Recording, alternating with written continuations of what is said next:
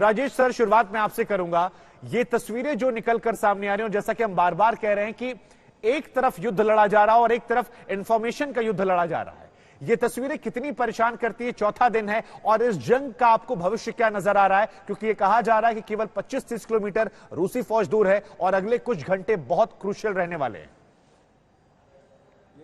देखिए, ये जो वो हो रही है जंग, ये नॉर्मल जो जंग में जैसे पहले टाइम में क्या होता था, एक्चुअल में जो फाइटिंग होती थी उसी के ऊपर सब कुछ निर्भर होता था। पर आजकल क्या है, जो साधन बढ़ गए हैं, टेक्नोलॉजी बढ़ गई है, तो आप साथ साथ में देखेंगे कि जो इसका इंफॉर्मेशन वॉरफेयर है वो एक बहुत ही अहम हिस्सा हो गया है हर जंग का। इंफॉर्मेशन वॉरफेयर की वजह से आप जो हैं, जो आपका परसेप्शन है, जो आप इम्प्रेशन है, ओपिनियन है, वो आप जो है फैलाना चाहते हैं पूरे दुनिया के अंदर, और जो आपका जो आसपास जो आपका नेबरहुड है और प्लस जिससे आप वो कर रहे हैं लड़ाई, तो जाहिर है कि दोनों के दोनों देश, यूक्रेन और साथ में आपके रशिया, दोनों के दोनों चाहेंगे कि भी ओपिनियन जो है उनके फेवर में आए और वो लोग जो है और जो पब्लिक है वो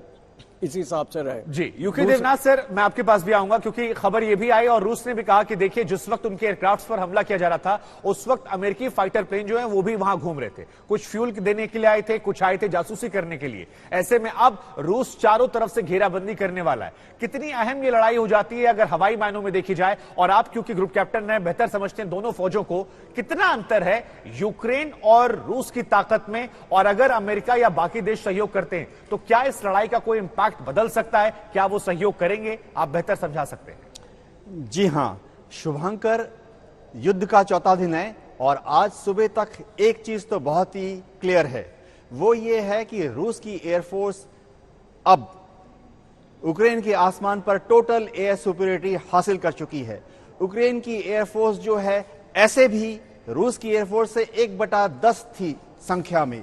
लेकिन अब उनका जो इफेक्टिवनेस है वो प्राय खत्म हो गया है। यूक्रेन की जो ग्राउंड बेस्ड एयर डिफेंस प्रणाली थी उसको भी रूस ने तकरीबन 80%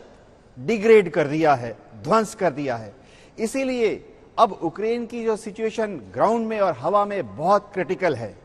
जहां तक वेस्टर्न पावर्स, नेटो या यूरोपियन यूनियन के अलग अलग सदस्य हैं, उनकी एयरफोर्सेस का ताल्लुक है, अभी तक सब वेस्टर्न कंट्रीज, नेटो कंट्रीज, उनकी पॉलिटिकल लीडरशिप ने बहुत क्लियरली बोल दिया है कि इस युद्ध में वह कोई डायरेक्ट भागीदारी नहीं करना चाहते। हां, वेस्टर्न पावर्स, यूके, यूएस अपनी जो इंटेलिजेंस की उनकी एयरक्राफ्ट है, उनकी जो रिकनेसेंस एयरक्राफ्ट हैं, उनको जो रोमानिया, क्या जो ये इंटेलिजेंस आप प्रोवाइड कर रहे हैं ये काफी होगी यूक्रेन जैसे देश के लिए, रूस जैसी महाशक्ति से लड़ने के लिए? जी हां, मैं आपको बता दूं कि इस वक्त वेस्टर्न पावर्स जो हैं उनकी ये क्षमता है कि वो इन इंटेलिजेंस के थ्रू, रिकनेसेंस एयर फ्लाइट के थ्रू ये जज कर सकते हैं कि रूस की सेना कहां कहां पर डिप्लॉयड हो गई है, रूस की एयरफोर्स क्या कर रही है। लेकिन अगर उनको ये भी पता लग जाए कि रूस की सेना का ऑर्बिट प्लान क्या है, रूस की एयरफोर्स कहां कहां एक्टिवेटेड है, इसके पता होने के बावजूद जब तक वेस्टर्न पावर्स अपनी बूट्स ऑन ग्राउंड नहीं उतारते और जब तक वेस्टर्न पावर्स, नेटो पावर्स अपनी एयरफोर्स को रशियन एयरफोर्स के खिलाफ नहीं उतारते, तब तक मेरे ख्याल से एज ए मिलिट्री पर्सन इस युद्ध का सिर्फ एक ही परिणाम निकलेगा, डेविड वर्सेस गोलियत का युद्ध है। देखिए,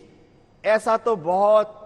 कॉमन होता है कि बड़े और छोटे देशों में युद्ध होता है। यहां सबने उम्मीद की थी कि शायद नेटो देश पहले या दूसरे दिन आ जाएंगे यूक्रेन को सपोर्ट करने के लिए, मिलिट्री फौजें और अपनी फौजों को भेजकर, लेकिन नेटो चार्टर में लिखा हुआ है कि नेटो देश आपस में ही एक दूसरे को मदद कर सकते हैं अगर किसी बाहरी शक्ति ने नेटो के किसी मेंबर कंट्री को हमला किया। इस केस में क्या हो रहा है कि यूक्रेन पिछले काफी सालों से कोशिश कर रहा था कि वो नेटो का मेंबर बन जाए, लेकिन यूक्रेन की बदकिस्मती वो आज तक नेटो का मेंबर नहीं बन सका।